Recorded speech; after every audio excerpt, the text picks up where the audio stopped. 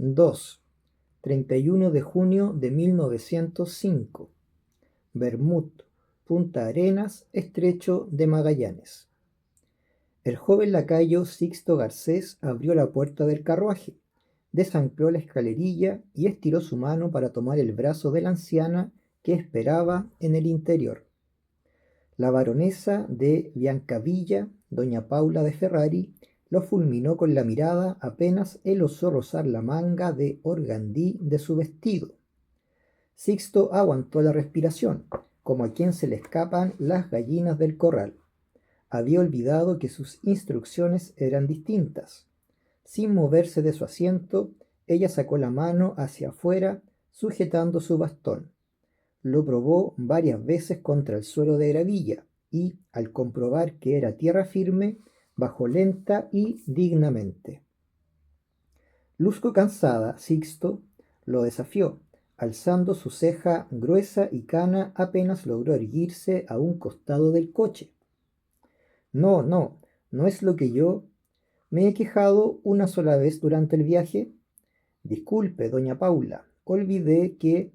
¿Te parece que 2 o 3 escalones son una amenaza para mí?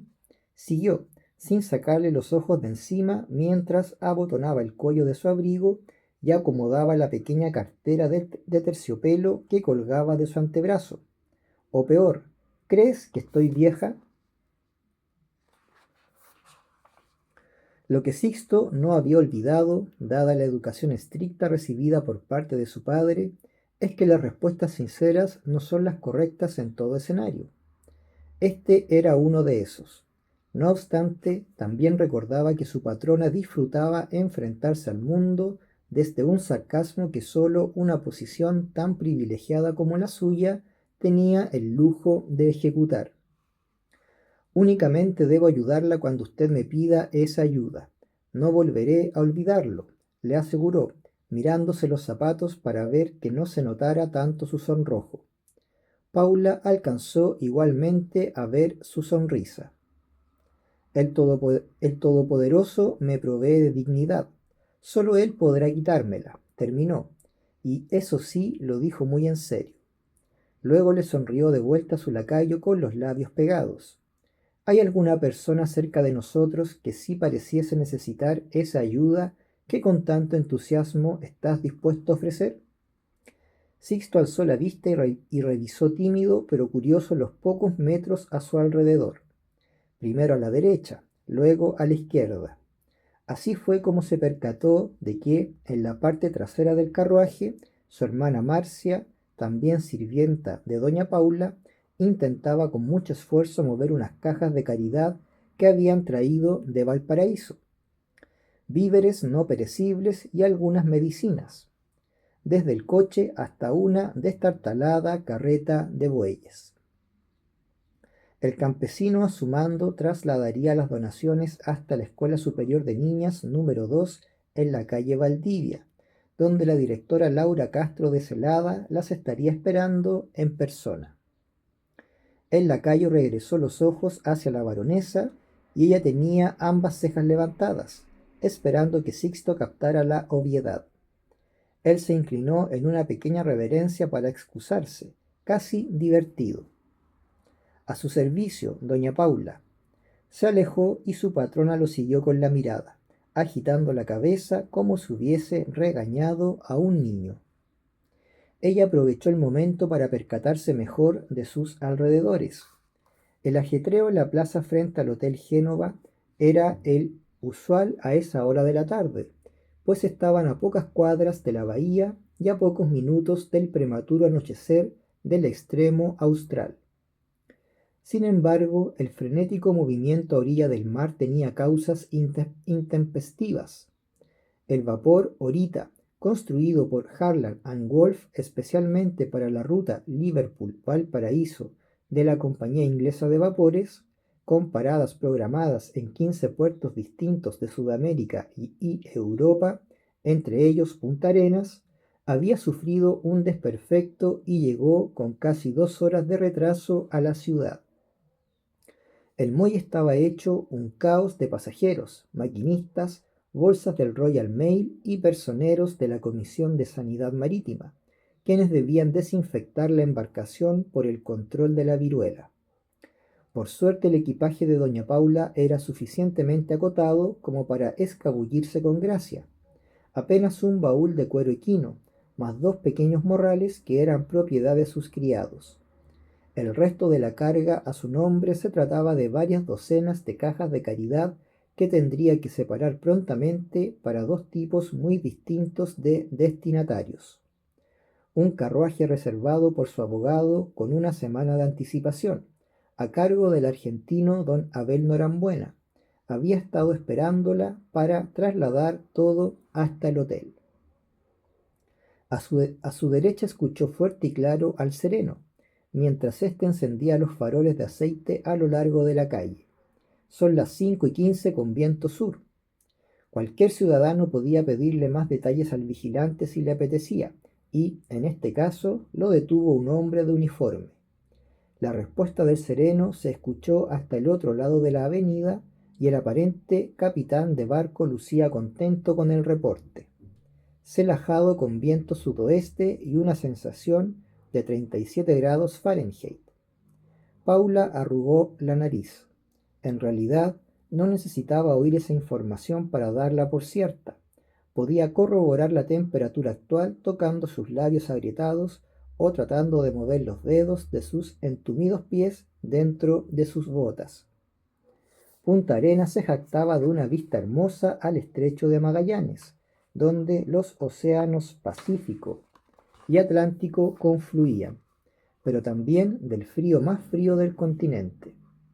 Baronesa de Biancavilla, la voz sonó a sus espaldas, entornó los ojos antes de voltear. La voz sonó a sus espaldas, entornó los ojos antes de voltear. Doña Paula es suficiente, respondió ella, y al girar pudo ver a quien la había interpelado. Un hombre alto, en sus 60, de impecable corbatín de lazo y abrigo azul oscuro de cierre cruzado con botones y detalles dorados en mangas y solapas, se había detenido muy erguido a 1 metro de ella. Su cabello engominado hacia atrás y patillas canosas abundantes contrastaban con el fino bigotillo bajo su nariz y sus mejillas enrojecidas.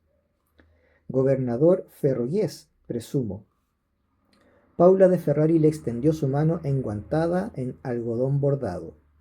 Él demoró unos segundos en reaccionar, no muy seguro de que esa persona de correcto castellano, pero acento indescifrable, fuese la noble italiana que esperaba. Siguiendo la inercia de sus modales, tomó la mano de la mujer para besarla, aunque ella lo detuvo. En sus ojos pareció que esa acostumbrada cortesía se había transformado en el gesto más impropio del planeta. Con un movimiento ágil, Paula giró la muñeca y apretó los nudillos del hombre con fuerza. Él se sobresaltó y se quitó del intercambio como si hubiese recogido brasas de la estufa. Jovino Alonso Ferrollés, a su disposición. Tosió, haciendo una reverencia. Tenía la mirada severa de un capataz, pero la confusión de un crío. Perdóneme, no sabía que los códigos de etiqueta frente a la nobleza habían cambiado. No podría estrecharle la mano a una dama de su alcurnia. Llámeme anticuado. Ya que me lo pide, sí, es usted bastante anticuado, pronunció ella, combinando un tono altivo con un gesto amable. Incluso los conservadores sucumben tarde o temprano a los cambios, gobernador, así que es mejor hacerse a la idea, a menos de que, claro, lo que le cuesta aceptar es el abominable acto de estrechar la mano de una mujer. Él no alcanzó a disimular su molestia. Una modernidad a la vez, baronesa. Recuerde que soy una autoridad regional. Es una autoridad del nuevo siglo, apuntó ella, e insistió. Y yo soy Paula. Ferrollés comprendió que el sorpresivo gesto de mano de la anciana había sido tan solo una muestra de su estilo. No llevaba sombrero ni joyas, lo que era altamente inusual. Su vestido y abrigo de negro pulcro eran quizá demasiado sobrios para su gusto, al igual que su peinado de tocado bajo y rejilla. le recordaba más a una ama de llaves que a una europea adinerada. Ni siquiera sus criados, quienes trabajosamente seguían bajando cajas de madera desde el carruaje, lucían los uniformes acostumbrados por la élite. Nada en la apariencia de la octogenaria revelaba su título nobiliario, pero sí evidenciaba su supuesto pasado como religiosa de claustro. El chileno carraspeó y movió los hombros. Debía reconocer que los extranjeros progresistas y sus excentricidades le ponían los pelos de punta. Para él ya era suficiente con estar dispuesto a cambiar los candiles de la plaza central por el incipiente alumbrado eléctrico. Y como la autoridad que soy, he venido a darle la bienvenida a Punta Arenas. Siento mucho que el motivo de su visita sea tan agrio. Paula exhaló y se persignó a la vez. Faltan palabras para describirlo. He presenciado las más diversas enfermedades en mi larga vida, pero pocas tan violentas como la viruela. Se expande como el viento. Los lazaretos no dan abasto. Todos los días hay cuerpos abandonados en las quebradas y contaminan los cauces de agua. Hasta prohibieron los velatorios para no aumentar los contagios. Ricos y pobres angustiados por igual, señal prístina de la debacle. Pero creí que las familias más connotadas del puerto tenían prioridad de acceso a la vacuna. Así es, lo que no tiene perdón de Dios, sentenció ella sin ocultar su enojo, lo que empeoró la incomodidad del gobernador. Porque no alcanza para todos. Si yo vivo, muere un niño. Abominable escenario. Doné mi dosis, por supuesto. Quise quedarme a ayudar, pero a mi edad me consideran más un estorbo que un aporte. Así que mi única opción era salir de Valparaíso por un tiempo. Espero que mi aislamiento sanitario por estos lados no complique su agenda. En lo absoluto, me alegra poder ofrecerle a la nobleza una ciudad libre de epidemias. Asegúrese de poder ofrecérselo a todo viajero que busque refugio, le respondió Paula con una sonrisa de falsa simpatía. Jovino Alonso exhaló, sin aflojar la postura. Por favor, continúe con lo suyo. No quisiera retrasarla más de lo debido. Ya casi estamos a oscuras. ¿Y sus pertenencias? Ahí, señaló ella apuntando al recatado baúl de cuero que Sixto había dejado a un costado del carruaje. ¿Eso es todo? Únicamente necesito aire en mis pulmones. Lo demás es bambolla, respondió Serena. Y él, aunque estaba claramente en desacuerdo, no se atrevió a contradecirla. Imagino que le ofrecieron estadía en el Palacio Brown. Sí, y decliné. Que la Santísima Virgen me libre de menuda suntuosidad, declaró. El Palacio de los Brown Menéndez era la mayor representación de la élite europea que había sido pionera en Magallanes y así asentado su gran fortuna. La mansión neoclásica que unía a estas dos importantes familias se erguía en dos plantas emplazadas en un terreno de más de 2000 metros cuadrados e incluía ventanales dobles, energía eléctrica, calefacción central a carbón y leña, además de agua caliente en los baños. Era de una ostentación y modernidad insuperables. Había empezado a construirse en 1903 y aún no concluía, dados todos los lujos que sus dueños se encaprichaban por manifestar. He pagado por adelantado la noche en este hotel donde recibiré todas las comodidades, por si fuese esa su preocupación. Ferrollés alzó la vista hacia la casona de madera y cerco de lenga, fachada del Hotel Génova, propiedad de un mercader italiano. Hizo una mueca. No era una pensión de mala muerte, pero tampoco el mejor hotel de la ciudad. Era una elección sospechosa, pero la razón era simple. A doña Paula le había parecido interesante recurrir a la hospitalidad de un coterráneo en suelo magallánico. Él optó por una sonrisa forzada. Cuando mi asistente me comunicó que esta era la dirección de su arribo, pensé que habría algún error. Mis disculpas. Si llegase a cambiar de idea, envía a su criado a la gobernación. Le conseguiremos la mejor habitación del Hotel de France o el Royal. Gracias, pero no será necesario. Como usted prefiera, dijo levemente ofuscado, lo suficiente para que fuese notorio. Me quitaré de su camino, entonces. Únicamente he venido para recibirla y ponerme a su disposición, así como otros miembros de la aristocracia local que estarán encantados de recibir su visita. Espero que su descanso sea provechoso. Así será. Poseo la suerte de tener algunos contactos residiendo en esta zona, así que me mantendré ocupada. De hecho, mañana mismo muy temprano me acompañarán a un interesante lugar.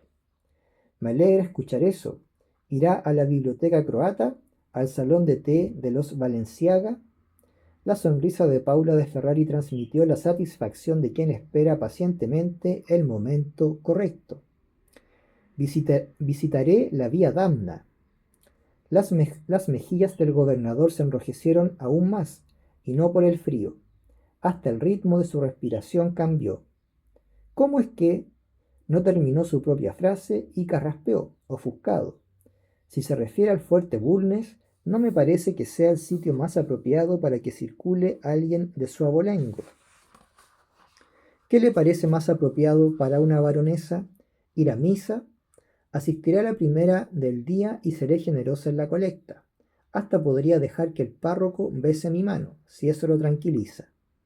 Ferroyes tensó la mandíbula. Me refiero a que no es un lugar adecuado de paseo. ¿Cree que iría de paseo a un asilo de desahuciados y alienados? No es un asilo en total conformidad con la regulación sanitaria, le advirtió, pasando súbitamente de irritado a nervioso. Es una toma ilegal de terreno que será solucionada en los próximos días. Es un sitio en ruinas hace más de 50 años, abandonado por varias administraciones regionales, incluida la suya. ¿Y va a desalojar a sus moradores así sin más? ¿En qué le afecta su uso para loables fines? Esa es mi jurisdicción, replicó él, descompuesto, provocando una intensa lucha de miradas.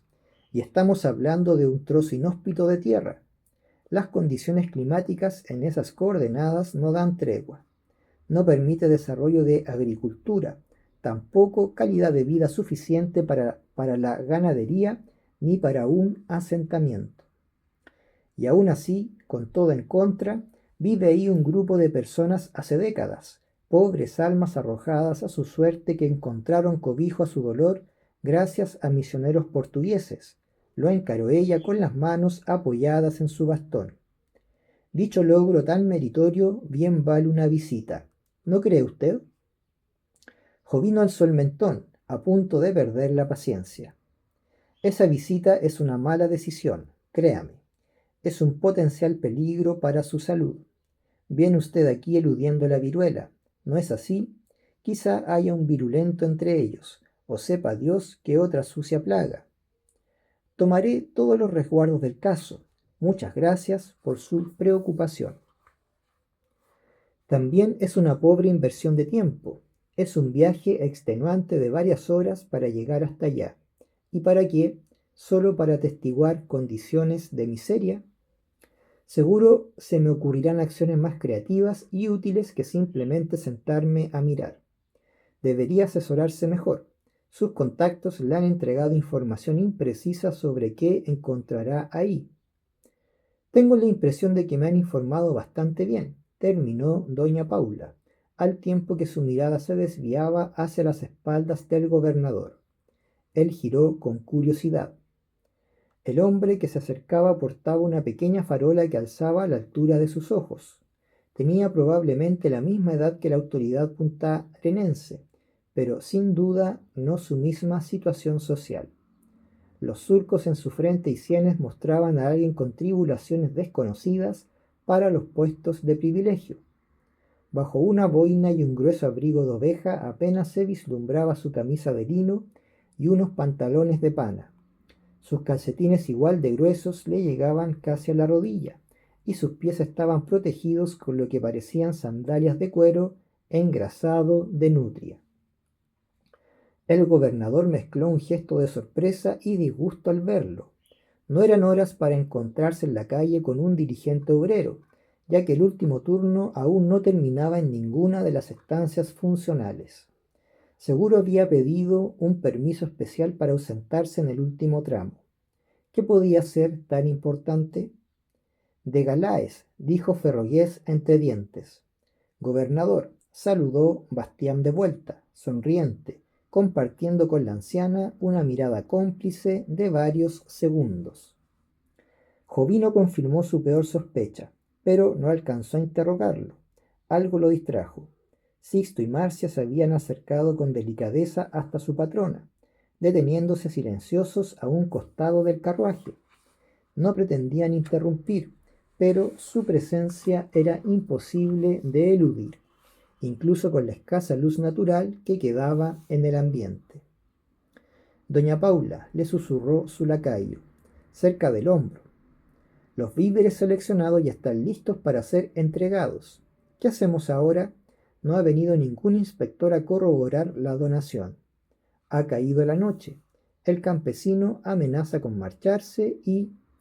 Dalmaza no está aquí, se sorprendió el gobernador, escudriñando el movimiento de la calle en ambos sentidos en busca de su asistente. Exhaló, molesto. Está bien, no es el procedimiento habitual, pero yo mismo daré la autorización. Dispénseme unos minutos, pidió la baronesa, haciendo una leve reverencia. La mirada que le dedicó al portugués iba cargada de desprecio, y se alejó luego en ruidosas zancadas sobre la gravilla, escoltado por los sirvientes. Cuando Ferrollés estuvo a una distancia considerable, Bastián retomó contacto visual con Paula. Entonces se quitó la boina e hizo una reverencia profunda, casi topando su cabeza con sus rodillas. Dejó la farola en el suelo. Baronesa de Biancavilla, moduló en un exagerado castellano con acento portugués. Oh no, tú no, se quejó la anciana, levantando su bastón y golpeándolo en el brazo con él. Ven aquí ahora mismo. Bastián sonrió ampliamente, se acercó, se inclinó y estrechó a Paula desde la cintura, levantándola incluso unos centímetros sobre el suelo. Sigue siendo el mismo mocoso, y usted la misma manda más. Su comentario deslizaba una verdad estricta. La última vez que se vieron, Bastián da Galáez tenía apenas 10 años y Paula de Ferrari era una carmelita descalza. Se despidieron en los tablones del puerto de California. Había terminado una guerra. Recientemente huérfano y errante, Bastián logró que lo aceptaran como aprendiz en la orden de canónigos regulares de la Santa Cruz en su ciudad natal de Coimbra, justo antes de que se formara una misión humanitaria de diferentes congregaciones para asistir sanitaria y espiritualmente a los soldados de la Unión durante la Guerra Civil Americana. Para entonces la orden vivía su peor momento en más de 700 años de existencia. El anticlericalismo, como herencia de la Revolución Francesa, se había instalado en Portugal a fines del siglo anterior y, lejos de disiparse con los años, se había agudizado. Una medida regalista restringió la postulación a los noviciados desde 1791 y ya entrado el siglo XIX la vida en los monasterios se encontraba en agonía. Con la victoria de Pedro IV en 1834 se recomendó, sin tapujos, la extinción de los religiosos, lo que condujo a una espiral de violencia que terminó en saqueos, pillajes, así como expropiación y abandono de las abadías durante décadas. Los pocos sacerdotes y monjes que sobrevivieron, negándose a abandonar la vida espiritual, decidieron partir al exilio. Norteamérica parecía un destino ideal. Eran necesarios allá. La llamada Guerra de Secesión estaba en un punto crítico. Corría el año 1864 y un pequeño y desnutrido Bastián, junto a 17 crucíferos, tomaba un vapor que atravesaría el océano para dejar atrás un conflicto armado y entrar en otro. Allá serían recibidos por algunas religiosas de las Hijas de la Caridad y un puñado de carmelitas descalzas que se habían sumado desde Italia y España. Sor Paula Elena de Ferrari, alta, fornida y de puño firme tras su hábito arremangado, le ofreció su primer plato de comida caliente en tierras ajenas. Nunca olvidaría su estampa, aquella que el resto de las religiosas llamaban gentileza de hierro. Bajo las llamas titilantes de los candiles en el umbral del Hotel Génova, una anciana pero dignamente robusta Paula, cuyo destino la había obligado a dejar sus votos y a abrazar el título nobiliario de su padre, tomó el rostro de Bastián con ambas manos. Reconocería esa cara en cualquier parte y cualquier año. Estaba algo pálido y ojeroso, pero de buen ánimo. No te estás alimentando, se preocupó ella. 2 comidas al día, Bas, me lo prometiste en nuestra última carta. Él se encogió de hombros y volvió a acomodar su boina. Las circunstancias son malas para todos. Hemos perdido varias cosechas por las heladas. En la fila de la merienda, mujeres y niños primero, cerró sereno. Doña Paula movió la cabeza. ¿A cuánto está el jornal en San Gregorio? 80 pesos nacionales, si cumples con tu cuota en la esquila. Ya lo han rebajado 3 veces. Hasta el año pasado eran 5 libras esterlinas. La estancia ovina de San Gregorio era una de las más antiguas del territorio, instalada luego de que el gobernador Diego Duplé Almeida trajese las primeras ovejas desde las Islas Malvinas en 1876. Se producían ahí miles de kilos de lana al año y se había convertido en una de las principales proveedoras de la industria textil británica. La carne y grasa también se exportaban, mientras que se destinaba un mínimo porcentaje al consumo local. También se jactaba de poseer las mejores comodidades para sus operarios, como camarotes y letrinas limpias, pero los pagos seguían siendo escuálidos frente a las particulares exigencias de vivir en el extremo sur del continente americano. El cese en la explotación de las arenas auríferas, dado que nunca se logró el nivel de producción y ganancias que las sociedades concesionarias habían fijado como expectativas, en parte por los altos gastos técnicos, hizo que muchos trabajadores migraran hacia las faenas ganaderas, y en ese contexto de sobreoferta de postulantes, los patrones manipularon las condiciones de contratación sin escrúpulos. Acortaban el salario de sus obreros sin explicaciones ni previo aviso, arguyendo que la mayoría de ellos eran analfabetos. Bastián sí sabía leer y escribir, razón principal por la que había aceptado ser dirigente, y descansando en la ruin idea de que su necesidad de sobrevivir fuera mayor que la dignidad de su supervivencia. Y las penurias para ellos no solo pasaban por no tener el dinero necesario, sino también por la escasez de víveres a disposición, ya que muchos campesinos habían visto con impotencia la muerte de sus siembras bajo nevascas intermitentes. Los alimentos en las bodegas de los barcos europeos solían ir directo a las grandes ciudades o se reservaban para el acopio particular de los terratenientes. Así, eran apenas los rastrojos lo que terminaba en el precario mercado a un lado del muelle, subastados al mejor postor entre un centenar de hambrientos hombres, mujeres y niños, donde a pocas horas del anochecer podía atestiguarse una lucha de puños de 2 jornaleros por un mísero calabacín. Te dejaré dinero suficiente para algunos meses. Te has negado a mi ayuda en cada carta, pero ya estoy aquí, mirándote a los ojos para que no opongas resistencia. Iré yo misma a poner las monedas en manos de tu esposa si es necesario. No me he negado a toda su ayuda, se defendió él.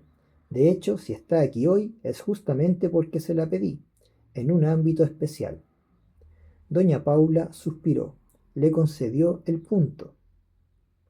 Resolvamos las 2 comidas para tu familia, tu terco cuerpo incluido.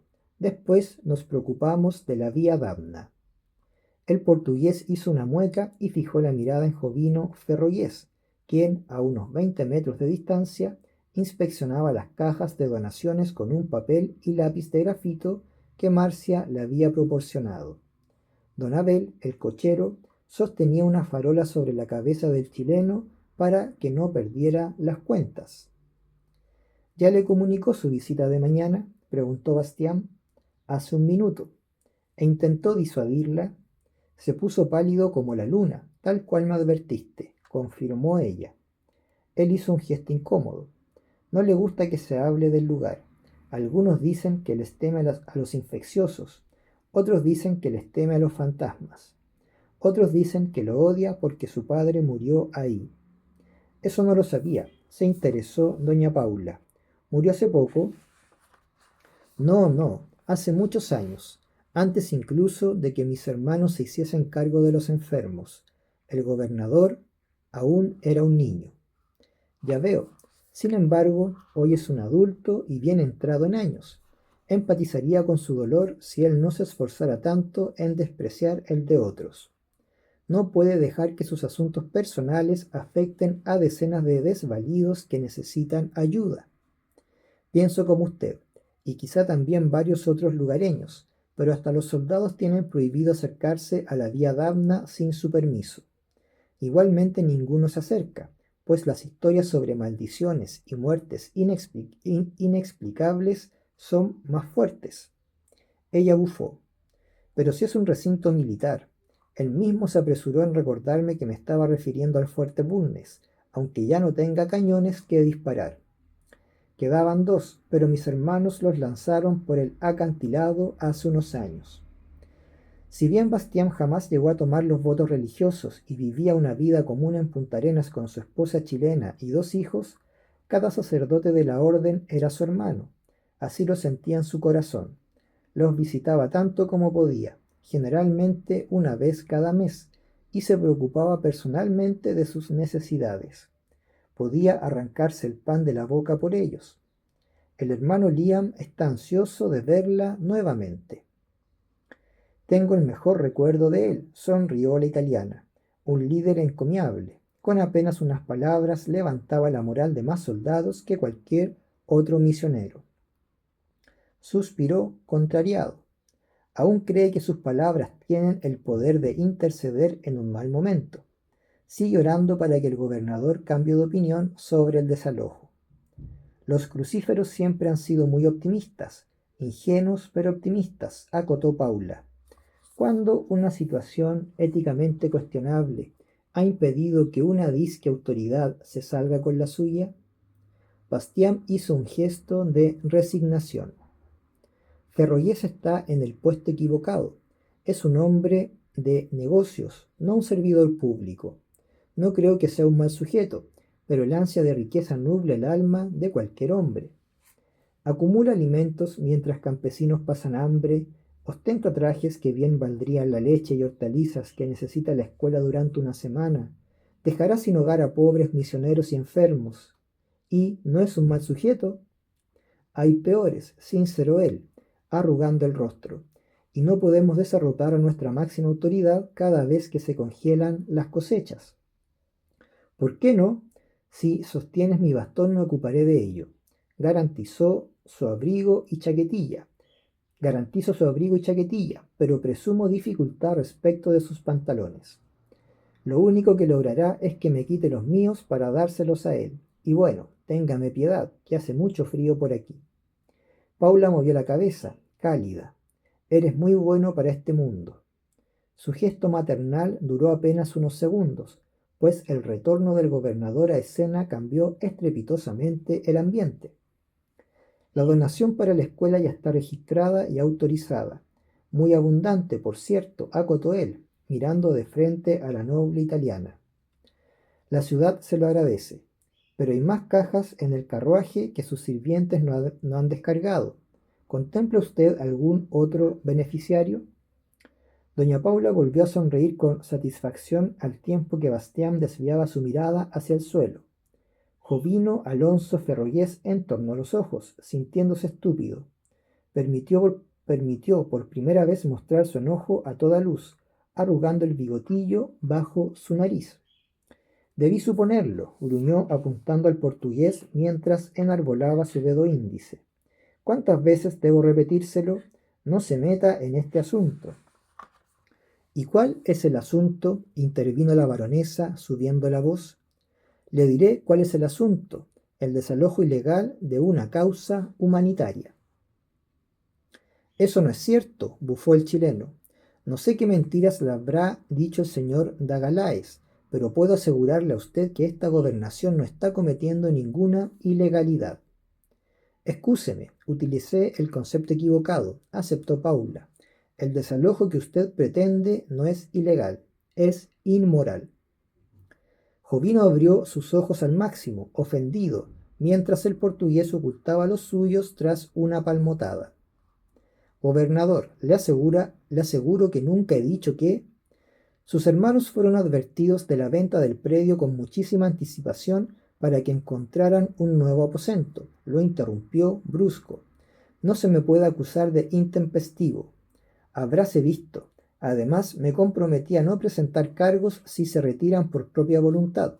Es un acuerdo más que clemente, dadas las circunstancias. Sé que son sus atribuciones, gobernador, explicó Bastián, sincero, pero usted también sabe que ellos no reciben más ayuda que la caridad, y están necesitando medicinas y harina y... Cualquier donación únicamente contribuye a que se acomoden, pronunció sin esconder el desprecio. No tiene sentido complicar un procedimiento inevitable con este tipo de visitas turísticas. Entiéndalo, yo únicamente velo por la correcta aplicación de la ley, que es mi responsabilidad hacer cumplir. Y el deber de una millonaria sin hijos es la filantropía, como seguro sabe muy bien, replicó Paula, impaciente. Donde haya necesidad, ahí estaré. Así que, si para la autoridad regional alimentar a los hambrientos es un delito, le sugiero que me detenga y escolte a la comandancia en este instante. Si no es así, hágase el favor de no obstruir mi paso. Alguien carraspeó. En las sombras del anochecer sureño apareció un hombre alto y enjuto, de abrigo largo y boina gris, tras el pequeño portón del hospedaje. Era Carlino de Angelo, el dueño del hotel Génova. Se mantuvo una distancia prudente y levantó su mano hacia la anciana, tranquilo, simplemente para hacerle saber su presencia, inclinándose sutilmente después. Luego hizo señas a Sixto y Marcia, quienes tomaron el baúl de cuero equino de su patrona e ingresaron con él hasta la recepción. El gobernador exhaló, cansado. La fachada protocolar había terminado. El cierre de la puja oficial será en 3 días. El fuerte Bulnes tendrá nuevo dueño, les guste o no, y los moradores ilegales tendrán que salir por las buenas o por la fuerza. Así que aliméntelos con pan, doña Paula, pero no con ilusiones, sentenció, quizá en el tono más agrio desde que se apersonó para conocer a una aristócrata italiana, y en su lugar encontró a una anciana insolente. Baronesa de Biancavilla para usted, lo corrigió, áspera y en un volumen tan alto como el grito del sereno. Jovino Ferrollés hizo el gesto de partir, pero volteó y le habló de cerca, con el dedo índice en el aire.